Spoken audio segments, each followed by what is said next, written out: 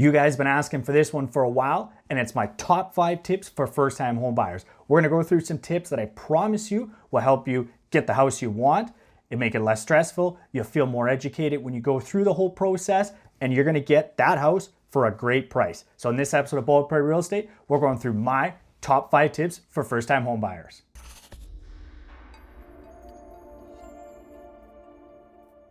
Hey everyone, welcome back to Bold Prairie Real Estate. My name is Matthew Pfeiffer. I'm a real estate agent in Regina, Saskatchewan, but I'd like to be known as your favorite realtor on YouTube. So if you like being up to date on the Canadian real estate market, I do fantastic monthly updates on all Canada's major real estate markets. Or if you like videos like this, all dedicated to first-time home buyers, giving you tips and tricks on how to buy and sell real estate in Canada, go ahead, hit the subscribe button right now so you don't miss any one of those videos that I have coming down in the future. And you definitely won't want to miss another one of my terrible dad jokes. And just like this video is a viewer choice, this joke comes from a viewer as well. He said, "I've only got sad stories. I used to be addicted to soap, but it's okay. I'm all clean now." Thank you, Tyrone, for that awesomely terrible bad dad joke. If you have another great joke, put it in the comments below. I love using you guys' jokes. Now, this is one that you guys had asked for. I put out a poll a couple weeks ago. Thank you for everybody that responded to that. And it was a tight second place on this one for which video I should do next. So I had to make sure I got this one in, and it's the 5 tips that I think are very helpful for first-time home buyers.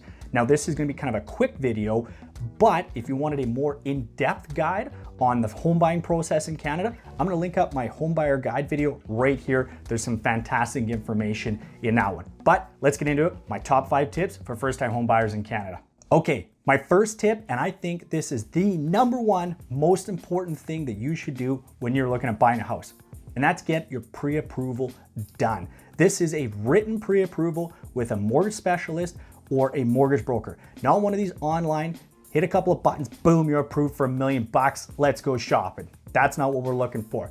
You want a full written pre-approval where they're gonna verify your income, your down payment, your credit history, everything like that. Make sure everything is good to go. The last thing you want is an old cell phone bill or something like that that you forgot to pay that's sitting in your credit history. That means you can't buy that house that you found and absolutely love. Now, what's the difference between a mortgage specialist at a bank and a mortgage broker? Well, it's a little self-explanatory with the mortgage specialist at the bank. They work for the bank, they sell bank mortgages. There's an advantage to going with your bank. You might be able to get, a bundle deal or customer loyalty deal, and you've got all of your financial products in one institution. There's some simplicity in that. So absolutely, if you like your bank, sit down with a mortgage specialist there and see what they have for options available. What about a mortgage broker? Well, the advantage to a mortgage broker is they work for you. They don't get paid, they don't get a salary, anything like that until you have a mortgage you're satisfied and a house that you bought. So a mortgage broker works for you. They also access to a larger, wider selection of banks and financial institutions. There may be some better options out there for rates and terms. So I would sit down with both of them, figure out which one works better for your situation and which person you feel more comfortable with. But first step, get your pre-approval done. So tip number 2, and this is another one you want to have done before you even start looking at houses, and that is make a list of wants, needs, must-haves, and deal breakers and write them down. These are things that you're saying, I have to have in a house, and things that if they don't have, you're not gonna buy the house, or they're deal breakers if they're in the house. Write these things down, and this list, it's probably gonna change actually. You may have said, I wanted that double attached garage. When you're looking at houses in your budget, maybe all of a sudden that doesn't fit, or the houses with double attached garages aren't in the neighborhoods you want, don't have the features you want. So make sure you have that list, but it is gonna change. And bring that list to every single showing and write down as you're going through it, does this fit that list of criteria that you wanted in a house? Because it's very easy to get caught up in, oh my God, this kitchen is fantastic, gotta have the house, and it's short a bedroom. Trust me, things like that have happened before where a buyer falls in love with a house and it doesn't meet half the criteria they've laid out before. And as things change, and they will, tell your real estate agent, hey, we've changed our mind. We want this instead of that. We're not mind readers yet. Maybe it's gonna happen someday, but it makes it a lot easier as a real estate agent if I know what you're looking for and if the things you've wanted have changed, because then I can switch around, change the search criteria, what we're looking for, and make sure we find that perfect house. But if I don't know that things have changed, it's tough for me to be able to help you out. So make sure you've got that written list down and bring it with you every showing. Tip number 2, have a list of wants and needs. Okay, so you follow tips number 1 and 2. You've gone and got your pre-approval done and you've written down your list of wants and needs. What's the third tip on my list? Third tip is go out and interview a couple of real estate agents and find one that can represent you as a buyer's agent. Don't just call the listing agent. They work for the seller. You want to have somebody that represents your best interests, and just calling the listing agent doesn't get you a better deal because they're only paying half the commission. They're actually getting the entire commission. They're doubling up. So you want to make sure you get a person that represents your best interests. Now, I'm not just saying this because I'm a real estate agent. You can buy a house without a real estate agent. It's a secret. Don't let anybody know. But a good real estate agent, they're going to be able to provide experience, knowledge, and convenience. And if they can't provide those to you, or you don't feel comfortable with that person, because this is going to be the most expensive purchase you're probably ever going to make. It's where you're going to be living and raising your family. If they can't provide that for you, interview another person or find a different real estate agent. And do you want some questions you can ask a real estate agent? Let me know in the comments below if you want me to do a video on like some hard-hitting questions that you can ask a real estate agent, kind of beat them up and make sure you're finding the right person for you. And the other question I get often asked is, hey Matt, do you know somebody in my market that could help me out? I want to buy a house. I do. I have great real estate agent friends across the country. So I've got my information below. If you're looking in a different part of the country than the best city in Canada, Regina, Saskatchewan, go ahead, let me know. I'd be happy to give you some suggestions or set you up with a fantastic real estate agent in your neighborhood. Tip number 4 is you need to have money set aside for both renovations and repairs, because no house is going to be perfect. When you go through the home inspection, you're gonna find a few things that are gonna be wrong with the house. Trust me, I've looked at a lot of houses and done a ton of home inspections, and I have yet to find a perfect house. So you wanna have some money set aside.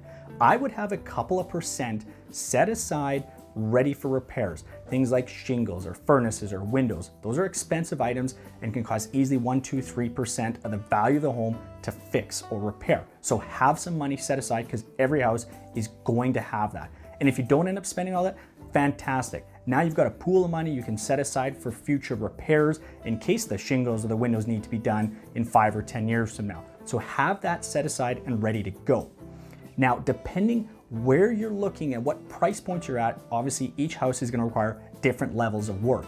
If you're not comfortable taking on a house that needs more work, or it's going to exceed your budget that you've got set aside for that, don't buy that house, or look at a different price point so you can find a house that you're comfortable with. Don't take on more than you're ready to do. So if you're not super handy, don't take on a house that needs a ton of renovations. Now, when it comes to renovations, I'm meaning stuff like, hey, you want to change the floors because you don't like it, or the countertops, not something that needs to be repaired like shingles or bad windows. Renovations are a little bit different. I wouldn't give you a dollar figure because it's going to depend very much by every house or what your tastes are. But no house is probably going to be absolutely perfect, exactly the way you want it. So you probably are going to want to have some money set aside or ready to use in the future to do those upgrades like new countertops, kitchen cabinets, that type of stuff. You can also do what's called a mortgage plus improvements. So that is where you can add a little bit onto your mortgage and have that work done up front and then pay it back through your mortgage. So you want to talk with your lender about the specifics of a mortgage plus improvements for the specific house you're looking at, because there are some different requirements and criteria for that. So look in that, see if that fits as well. But have some money set aside for repairs. No house is perfect, and you're gonna want a little bit of a budget for renovations. Now, maybe those aren't done right away, but be prepared when you're buying a house, you are gonna wanna make some changes. So have some money set aside for that. My last tip here, I think, is the most important tip, second only to getting your pre-approval done. And that is have a budget and stick to that budget. Know all of the costs when you are buying that house, whether it's the property taxes, what the mortgage is going to be, your interest rate, any additional levies, condo fees, anything like that. Know all of them, add them all up, and make sure they fit within the budget that you've set for yourself and you're comfortable with. There's a rule out there you'll see where you should only spend about 30 to 35% of your income on your housing. I think that's a great rule to stick by. Make sure that you fit within the budget that works for you And don't be afraid to walk away or postpone your purchase if the financials don't make sense. The last thing you want is to buy a house and be house poor where you can't do anything else because you've just got to pay that mortgage off. So make sure you have that budget, you stick to it. If you stick to your guns, you're gonna find a great house. I promise you that, and it's gonna fit within your budget. You're gonna come home every day. You're happy to come home, you're excited, and you know what fits within your financial means. So have the budget, stick to it. Like I said, I think this is one of the most important things when buying a house. There you have it. That's my top 5 tips for first-time home buyers in Canada. Use these and I guarantee you, you're gonna find a fantastic house at a great price, and it's gonna be a whole lot less stressful when you're finding that house and trying to get it bought. And if you want more information about how to buy a house, first-time home buyer questions answered, well, I've got a series of videos right here. This playlist is gonna give you everything you need to know as a first-time home buyer in Canada. Go through it, check it out. If you want more of an update on the Canadian real estate market, well, I've got that for you too. Like I said, I do Canadian real estate markets. I'm gonna put the video up right here covering every single major real estate market in Canada. Thanks for watching, guys. Hope you find these tips useful.